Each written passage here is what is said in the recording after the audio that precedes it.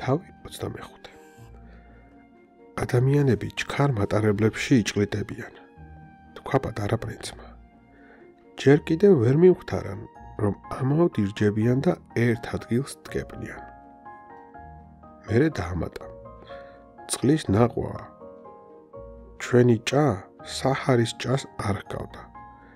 საჰარის ჭა ქვიშაში ამოთხრილი ერთი პატარა ორმოა. ჩვენი კი სოფლისა გეგონებოდა, თუმცა ახლო-მახლო სოფლის ნასახიც არ იყო. თავის იზმარში მეგონა. უცნაურია, უთხარი პატარა პრინცს. ოწინარი, სათლი და თოკი, სამზარეულზე მოვედით. გაიცინა, თოკს ხელი შეახო და ოწინარი დაატრიალა. ჯალამბარმა ქარს დანატრებული, ჟანგმოდებული ფლიუგერივით დაიჭრიალა. გაიგონე? კითხა პატარა პრინცმა. ჭამ გაიღვიძა და ამღერდა. არ მინდოდა დაღლილიყო. მიმიშვი, შენთვის მძიმე იქნება. სათლი ფრთხილად ამოწიე. კიდემდე ძალიან გავისარჯე. ყურებში ისევ ოწინარის სიმღერა ჩამესმოდა. წყალში მოცახცახე მზეს ვხედავდი. სწორედ ეს წყალი მწყუროდა, თქვა პატარა პრინცმა, და მალევინე. მაშინ მიუხვდი, რასაც ეძებდა. სათლი ტუჩებთან მიუტანე, თვალდახუჭული სვამდა, თითქოს განცხრომას მიეცაო. წყალი მისთვის უბრალო სასმელი არ იყო. ის ხომ ვარსკვლავების ქვეშ ხეტიალის, ოწინარის სიმღერისა და ჩემი მკლავების სითბოდან იშვა. გულს საჩუქარივით ახარებდა. მახსოვს ბავშვობაში ნაძვის ხის ნათურების ციმციმი, შუაღამის წირვის გალობა და ნაზი ღიმილი საშობაო საჩუქარს ხიბლს მატებდა. აქაურები, თქვა პატარა პრინცმა. ერთ ბაღში 5000 ვარდს ახარებენ და რასაც ეძებენ ვერ პოულობენ. მართლაც ვერ პოულობენ, დავეთანხმე. არადა ამისთვის ერთი ვარდიან ერთი პეშვი წყალიც გმარა. რა თქმა უნდა, თვალი ბრმა, გულით უნდა ეძებო, დაამატა პატარა პრინცმა. წყალი დავლიე და შვებით ამოვისუნთქე. მზის ამოსვლისას ქვიშას თაფლის ფერი ეტება. ჩემთვის ეს ფერიც ბედნიერების ნიშანი იყო. მაშ ეს სევდა ნაღველი საიდან მომეწავა. პირობა უნდა შემისრულო, წყნარად მითხრა პატარა პრინცმა და გვერდით მომიჯდა. რა პირობა? კარგად იცი, ბატკნის ალიკაბზე გეუმრები, იმ ვარდზე პასუხს ვაგებ. ჯიბიდან ჩანახატები ამოვიღე. პატარა პრინცმა თვალი შეავლო და სიცილით მითხრა. შენი ბაობაბი კომბოსტოს მაგონებს. მართლა? მე კი რარი გვამაყობდი ჩემი ბაობაბებით. მელას ურებიც ცოტათი რქებს წააგავს. თანაც ძალიან გრძელია. ისევ გაეცინა. უსამართლოდ მეკცევი მეგობა, რომ მე ხომ მხოლოდ მახრჩობელა გველების შიგნიდან და გარედან ხატვა მეხერხება. არა უშავს, მითხრა მან, ბავშვები ყველაფერს მიხვდებიან. ალიკაბით დავხატე, ნახატი გავუწოდე და გული შემეგუმშა. ვერაფრით გავიგე რა გსურს. არაფერი მიპასუხა, მხოლოდ ეს მითხრა. იცი, ხვალ ერთი წელი ხდება, რაც დედამიწაზე დავეშვი. ცოტა იყუჩა და დაამატა. სადღაც აქვე ახლოს. უცებ ლოყები შეუფაკლდა. არ ვიცი რატომ უცნაური ნაღველი შემომაწვა. მერე თავში ერთმა აზრმა გამიელვა. ესე იგი, შემთხვევით სულაც არ ყოფილა, რომ ერთი კვირის წინ იმ დილით, როდესაც გაგიცანი, უგზო-უგლოდ დაეხეტებოდი. სულ მარტო ადამიანთა საცხოვრებლიდან 1000 კილომეტრზე. აქეთკენ მოდიოდი? პატარა პრინცს კიდევ ერთხელ აუჭარხალდა სახე. მე ყოყმანით დავამატე. შეიძლება წლის თავის გამო? სიწითლე კიდევ მეტად მოეძალა. კითხვას არასოდეს უპასუხებდა. მაგრამ სიწითლეც ხომ თანხმობის ნიშანია? ხო, თქვი მე. ვიფიქრე, ვაი თუ პატარა პრინცმა სიტყვის დასრულება არ მაცალა. თვითფრინავთან მიბრუნდი. დროს ნუ კარგავ, შენ საქმეს მიხედე. ხვალ საღამოს აქ დაგელოდები. გული ცუდს მიგრძნობდა. მელას სიტყვები გამახსენდა. მოშინაურება შეიძლება ცრემლის ფასად დაგიჯდეს. თავი 26. ჭის გვერდით ნაშალი ქვის კედლის ნანგრევები ეყარა. მეორე დღეს საღამოს სამუშაო რომ მოვათავე და უკან დავბრუნდი, შორიდანვე შევამჩნიე ნანგრევებზე შემომჯდარი, ჰაერში ფეხებ გამოკიდებული პატარა პრინცი. ისიც გავიგონე, როგორ ელაპარაკებოდა საკუთარ თავს. აღარ გახსოვს, ეს ის ადგილი არ არის. უეჭველია ვიღაცას უხილავი გაეპასუხა, რადგან პატარა პრინცი მყისივე შეეგამათა.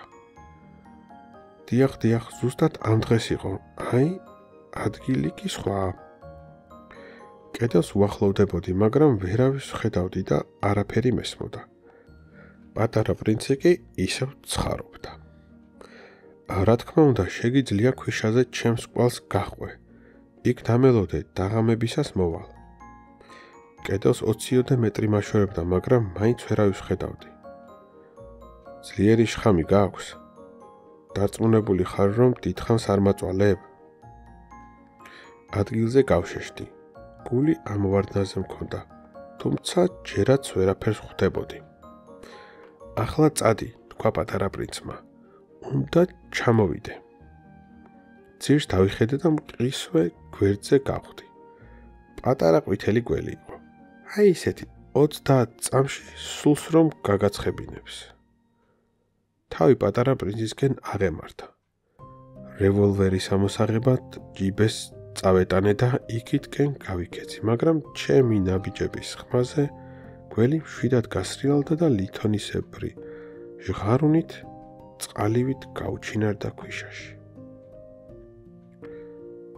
კედელთან მივირბინე თუ არა, მიტკალივით გათეთრებული ჩემი მეგობარი მკლავებში ჩამივარდა. რა ხდება? გველთან საუბარი გაკლდა. ერთი ამას დამიხედე. ოქროს ყელსახვევი შევუხსენი. საფეთქელი დავუნამე, წყალი დავალევინე. კითხვა ვერ შევბედე. ყურა დღებით შემომხედა და კისერზე მომეხვია. გული საფანტით სასიკვდილოდ დაჭრილი ფრინველივით უცემდა. მერე მითხრა, ძალიან მიხარია თვითფრინავის ნაწილი რომ იპოვე. ახლა შეგიძლია სახლში დაბრუნდე. შენ საიდან იცი? ის იყო, ვაპირებდი მე თქვა, რომ ყველაფრის მიუხედავად საქმე ბოლომდე მივიყვანე. კითხვა უპასუხოდ დატოვა. დღეს მეც შინ ბრუნდები. ხმაში ნაღველი შეებარა. ეს გაცილებით ჩორსაა, გაცილებით ძნელია. კარგად გძნობდი, რომ რაღაც არაჩვეულებრივი უნდა მომხდარიყო. ჩვილივით მკლავებში მეწვა, მაგრამ მეჩვენებოდა, რომ უფსკნულში მიექანებოდა. მე კი ვერაფრით ჩველოდი. ფიქრიანი თვალებით სადღაც შორს იყურებოდა. მე ახლა შენი ბატკანი მყავს, გალიაც მაქვს, ალიკაბიც, სევდიანად გაიღიმა. კარგა ხანს ხმა არ მომიღია. გძნობდი, რომ თანდათანობით თბებოდა. შეგეშინდა? ამას რა დიდი გამოცნობა უნდოდა. რა თქმა უნდა, შეეშინდა, წყნარად ჩაიცინა. საღამოს უფრო შემეშინდება. გამოუსწორებელი უბედურების შეგრძნებამ კიდევ ერთხელ ყინულივით დამიარა სხეულში. ვერაფრით ვეგუებოდი იმ აზრს, რომ ვეღარასოდეს გავიგონებდი მის სიცილს. იგი ხომ ჩემთვის უდაბნოს შუაგულში ამოვარდნილი შარდრევანი იყო. მეგობარო, კიდევ ერთხელ გამაგონე შენი სიცილი. მაგრამ მან მითხრა, ამ ღამით 1 წელი შესრულდება. ჩემი ვარსკვლავი სწორედ იქ გაჩნდება, სადაც 1 წლის წინ დავეშვი. მეგობარო, ეს გველიც, დათქმული შეხვედრაც და ვარსკვლავიც ცუდი სიზმარია, ხომ ასეა? პასუხი არ გაუცია, მხოლოდ ეს მითხრა, თავარი უხილავია. მართალია, ყვავილიც ასეა, ღამეული ზეცის ხილვას არაფერი სჯობს, ვარსკვლავები ყვავილებით იფურჩქნებიან. მართალს ამბობ. წყალიც ასია. შენ რომ დამალევინე, მუსიკას გავდა. ოწინარის და თოკის ხმა ხომ გახსოვს? გემრიელი იყო. ასია. ღამით ვარსკვლავებს ახედავ. ჩემს ვარსკვლავს ვერ დაგანახებ. ძალიან პატარაა. ასე სჯობს. შენთვის ერთი უბრალო ვარსკვლავი იქნება. ყველა ვარსკვლავი უნდა შეიყვარო და დაიმეგობრო. მე კი შენთვის საჩუქარი მაქვს. პატარა პრინცმა გაიცინა. მეგობარო, როგორ მიყვარს შენი სიცილი? ჩემი საჩუქარიც ეს არის. წყალივითაა. ვერ გავიგე? ყველას თავისი ვარსკვლავი აქვს.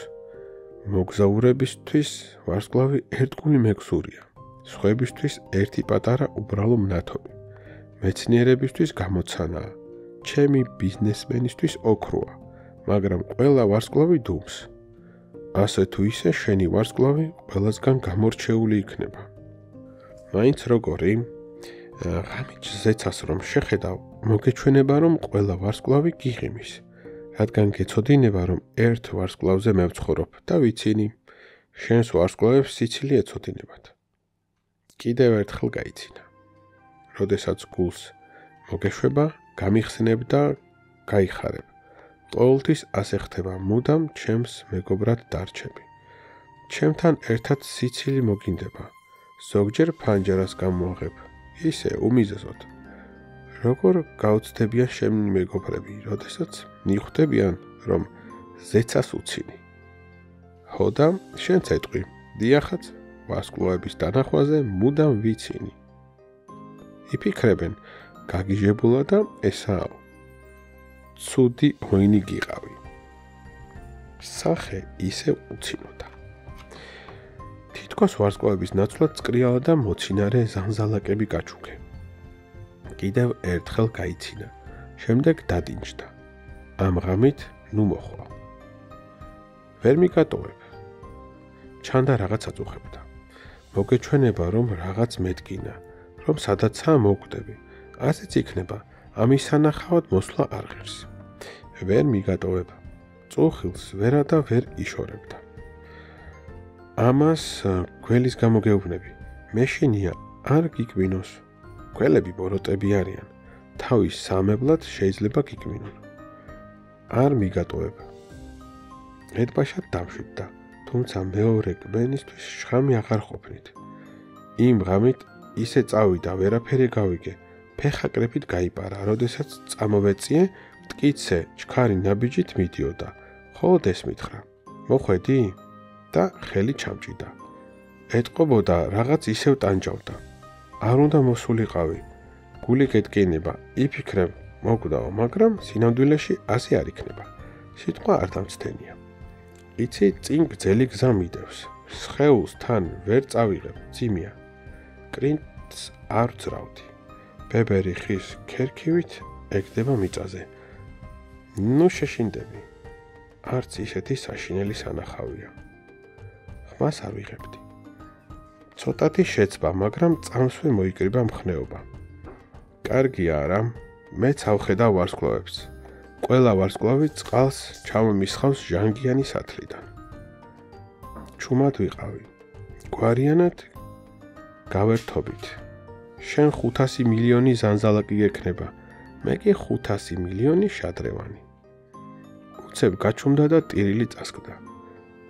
მოვედით. ახლა ერთ ნაბიჯს მარტო გადავდგამ და ჩამოჭდა. რადგანაც ეშინოდა.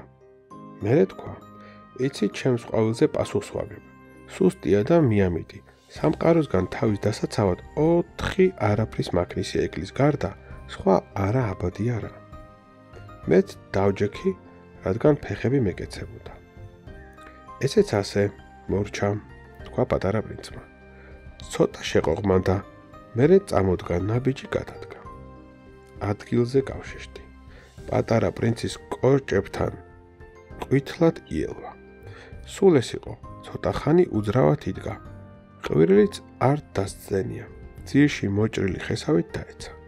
ირგვლივ ქვიშა იყო და დაცემის ხმა ვერ გავიგე. თავი 27. 6 წელი გავიდა. ეს ამბავი აქამდე არავისთვის გამიმხელია. მეგობრებმა ძალიან გაიხარეს, ცოცხალი რომ ნახეს. სევდიანი ვიყავი. დაღილობის ბრალია, ყველას ამას ვუმეორებდი. ახლა ცოტა დავწყნარდი, თუმცა ბოლომდე მაინც არა. ვიცი რომ თავის პლანეტაზე დაბრუნდა, რადგან განთიაძე მის სხეულს ვერსად მივაგენი. ბამბასავით მსუბუქი იყო. ღამით ვარსკვლავების სმენა მიყვარს. 500 მილიონი ზანზალაკივითაა. ერთი რამ მაფიქრებს. ალიკაპისთვის ტყავის თასმის მიხატვა დამავიწყდა. ხო და აბა, ბატკანს ალიკაპს როგორ გაუკეთებს? ახლა ჩემს თავს ვეკითხები. ნეტავ რა მოხდა იმ პლანეტაზე? იქნებ ბატკანმა ყვავილი შეჭამა? ყოველ ღამე პატარა პრინცი მინის ხუბს აფარებს ყვავილს და ბატკანს თვალს არ აშორებს.